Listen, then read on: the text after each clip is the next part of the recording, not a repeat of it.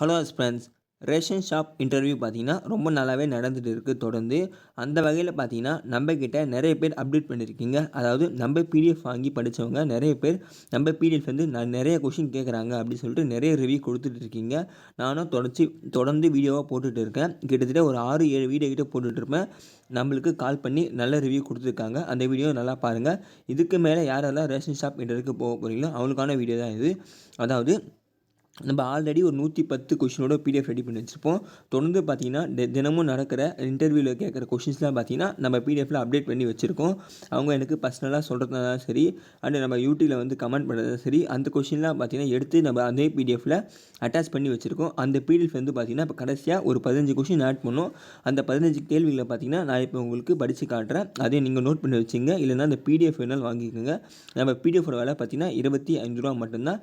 வேணும்னு நினச்சிங்கன்னா என்னோட வாட்ஸ்அப் நம்பருக்கு ஹாய் பிடிஎஃப்னு மெசேஜ் பண்ணுங்கள். வெறும் ரூ. 25 பே பண்ணுறது மூலிமா உங்களுக்கு ஒரு 130 கேள்விகள் கொண்ட இந்த பிடிஎஃப் ஆனது கண்டிப்பாக கிடைக்கும். அதாவது 25, 26, 27, 28 இந்த 4 நாளைக்கு நடந்த கொஷின்லாம் பார்த்தீங்கன்னா இந்த பிடிஎஃப்ல அப்டேட் பண்ணி வச்சுருக்கோம்.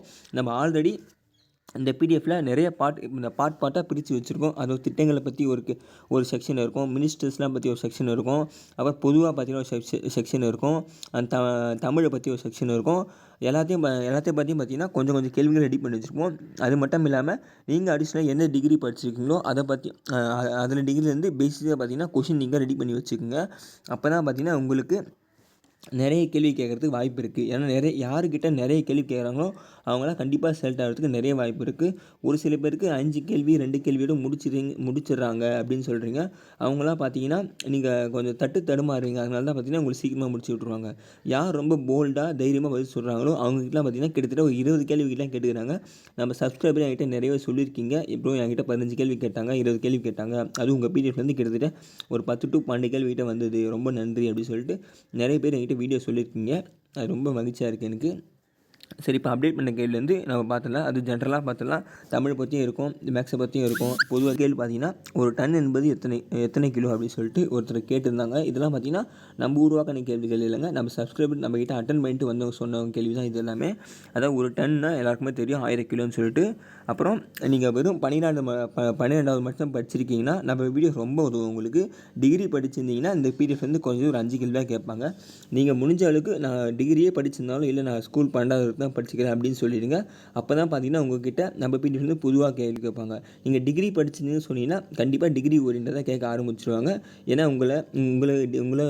உங்களை இன்டர்வியூ எடுக்க போகிறவங்க பார்த்தீங்கன்னா நிறைய படிப்பு படித்தவங்க தான் இருப்பாங்க. குறைஞ்சது அவங்களுக்கு எல்லா கேள்வியிலேருந்தும் கண்டிப்பாக தெரியும். ஏன்னா 3 பேர் இருப்பாங்க. 3 பேர்லேருந்து நிறைய கேள்வி கேட்டிருக்காங்க. அதனால தான் பார்த்தீங்கன்னா நீங்கள் 12th வரைக்கும் படிச்சிருக்க சொல்லுங்கள். ரொம்ப நல்லதாக இருக்கும். அடுத்த கேள்வி பார்த்தீங்கன்னா மணிமேகலை நூலின் ஆசிரியர். இது பார்த்தீங்கன்னா தமிழ் கொஷின். சீத்தலை சாத்தனார் தான் பார்த்தீங்கன்னா மணிமேகலை நூலின் ஆசிரியர். அதுவே சிலப்பதிகார நூலின் ஆசிரியர் யார் பார்த்தீங்கன்னா இளங்கோவடிகளார். அவர் தான் பார்த்தீங்கன்னா சிலப்பதிகார நூலின் ஆசிரியர். மதுரை மாவட்டத்துலேருந்து யாரெல்லாம் பார்க்குறீங்கன்னா இந்த கொஷினை நோட் பண்ணி வச்சுங்க. கண்டிப்பாக சிலப்பதிகாரத்தை எக்ஸ்பிளைன் பண்ண சொல்லுவாங்க. அடுத்தது பார்த்தீங்கன்னா தமிழ்த்தாய் வார்த்தை பாடியவர் யாருன்னு சொல்லிட்டு கேட்பாங்க. மனோன்மணியம் சுந்தரப்பிள்ளை. இந்த கொஷின் பார்த்தீங்கன்னா எல்லாருக்கிட்டும் ஜென்ரலாக கேட்குற கேள்வி தான் இது. நீங்கள் 12வது படிச்சிருந்தீங்களா கண்டிப்பாக இந்த கேள்வி கேட்டுருவாங்க. இந்த கேள்வி தான்.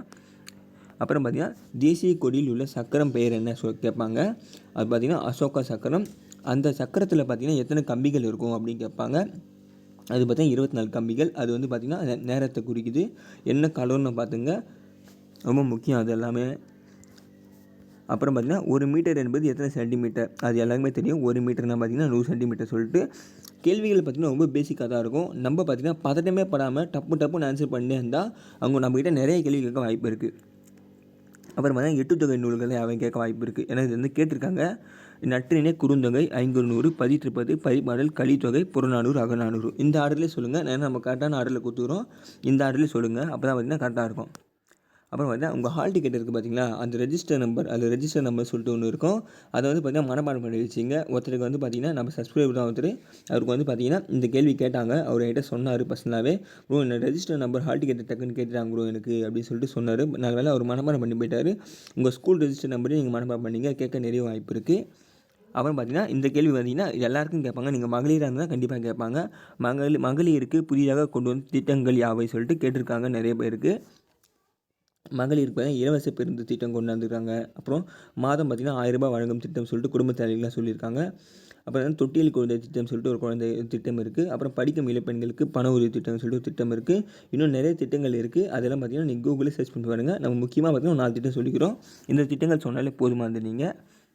அப்புறம் பார்த்தீங்கன்னா முந்தைய ஆண்டு கூட்டுறவு துறை அமைச்சர் யாருன்னு பார்த்தீங்கன்னா பெரியசாமி. இந்த ஆண்டு பார்த்தீங்கன்னா இப்போ பெரிய கருப்பன். அவர் வந்து பார்த்தீங்கன்னா திருப்பத்தூர் தொகுதி அவர். அதையும் நம்ம பிடிஎஃப்ல மென்ஷன் பண்ணியிருக்கோம், பார்த்துக்கோங்க.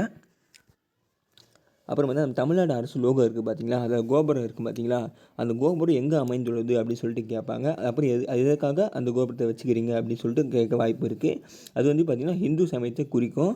அந்த கோபுரம் எங்கே இருக்குன்னு பார்த்தீங்கன்னா ஸ்ரீவில்லிபுத்தூர் ஆண்டாள் கோயில் தான் பார்த்தீங்கன்னா அந்த கோபுரம். அது எங்கே இருக்குது பார்த்தீங்கன்னா விருதுநகர் மாவட்டத்தில் இருக்குது அந்த கோபுரம் பார்த்தீங்கன்னா.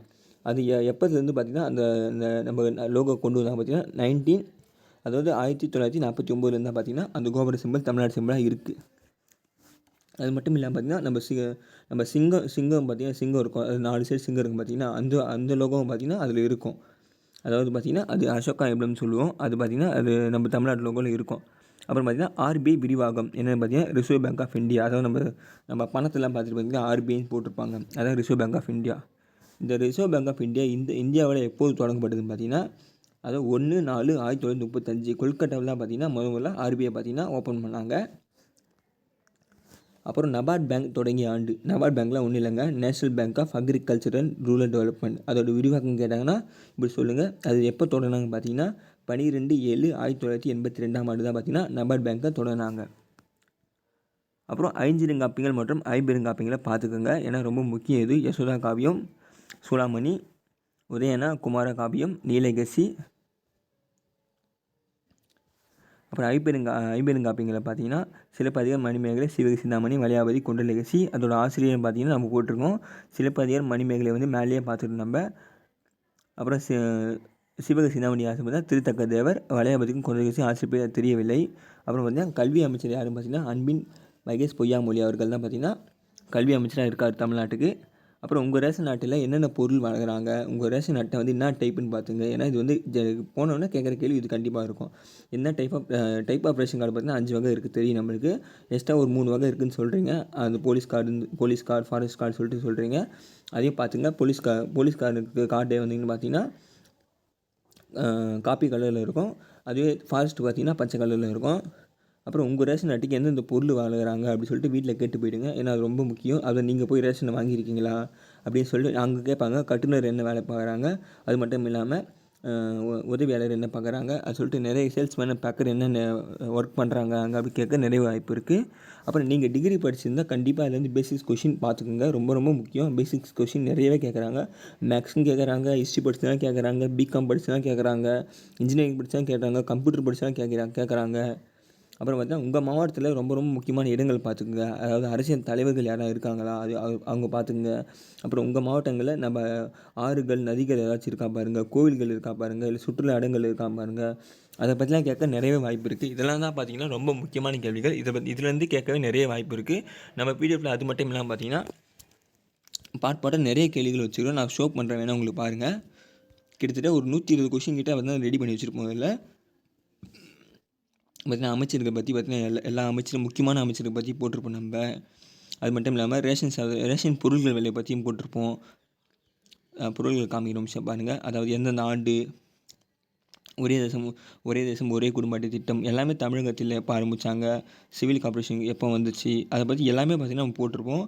இந்த பிடிஎஃப் வேணும்னு நினச்சிங்கன்னா என்னோடய வாட்ஸ்அப் நம்பருக்கு ஹாய் பிடிஎஃப் மெசேஜ் பண்ணுங்கள். நான் வாட்ஸ்அப் நம்பரும் இதில் ப்ரொவைட் பண்ணுறேன். பிடிஎஃப் வேலை பார்த்திங்கன்னா 25 ரூபா மட்டும்தான். தேங்க்யூ.